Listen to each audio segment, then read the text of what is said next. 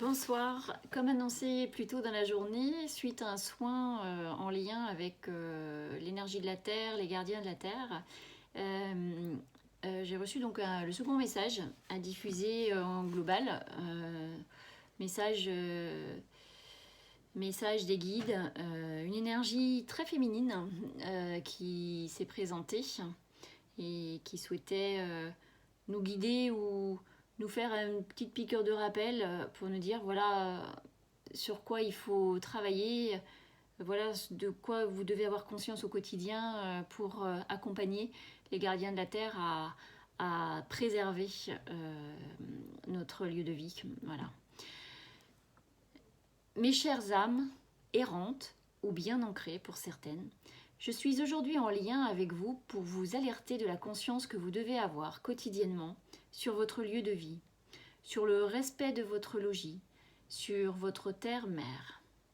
Chaque instant doit tendre vers le pur, le respect. Chaque instant doit être révélateur de votre rôle. Vous devez en passer par là pour grandir et accompagner la terre vers son nettoyage, vers son élévation.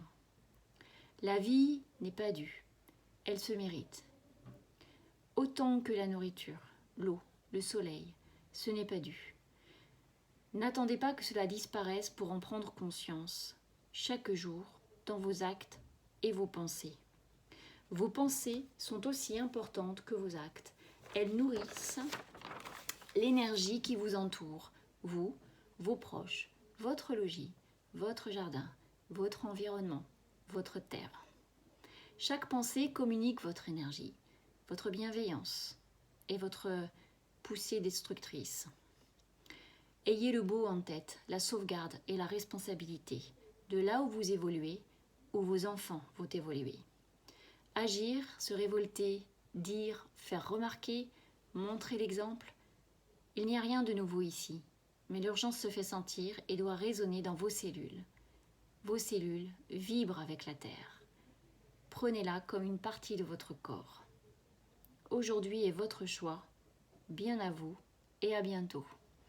Donc un très beau message qui n'est pas donneur de leçons, mais qui est juste là pour vibrer en chacun, pour que ça fasse prendre conscience peut-être d'une chose qu'il faut changer, ne serait-ce qu'une petite chose qu'il faut changer chacun chez soi. Au-delà du message de ce matin où on incite la consultante à rejoindre les défenseurs de la nature, à se reconnecter au pouvoir guérisseur des plantes, on l'incite à se reconnecter à ce savoir. J'ai eu aussi le cas de quelqu'un qui sait qu'il doit changer de voie, qui travaille sur des plateformes pétrolières, qui est entrepreneur, qui gagne sa vie avec ça, et qui sur son dernier chantier a eu beaucoup de problèmes. Et une amie à lui a consulté 3 praticiens différents, un géobiologue, quelqu'un qui travaille sur l'aura, l'énergie, et moi, pour avoir le message aussi des guides et voir s'il n'avait pas un problème de santé, puisqu'il avait coupé tout contact. Et il se trouve que cette personne, par le biais de la consultance, donc par le biais des 3 intervenants, a eu le même message, comme quoi il fallait qu'il change de métier. C'est quelqu'un qui vibre haut, qui est intuitif, qui ressent les énergies, et qui pour autant intente à l'intégrité de la Terre par les fourrages. Le géobiologue s'est connecté au gardien du lieu, donc de la plateforme, de l'espace en fait, qui était foré, et le gardien du lieu a dit qu'il fallait que ça s'arrête, hein, que les forages s'arrêtent, que ce forage s'arrête comme les autres. Et idem pour la personne qui travaillait sur l'aura, et moi j'ai eu le message comme quoi il fallait qu'il change de voie, et que le message était là, et que c'était de sa liberté de ne pas l'entendre, mais que les signes étaient très forts. Cette rupture de contact entre la consultante et cette personne qui est sur la plateforme et qui est à l'initiative d'un forage, on a cherché à savoir pourquoi. Donc il y avait une très grosse fuite énergétique. Et il se trouve que cette personne, en effet, elle était amputée. Amputée, je veux dire, de son énergie, de sa capacité à être mobile.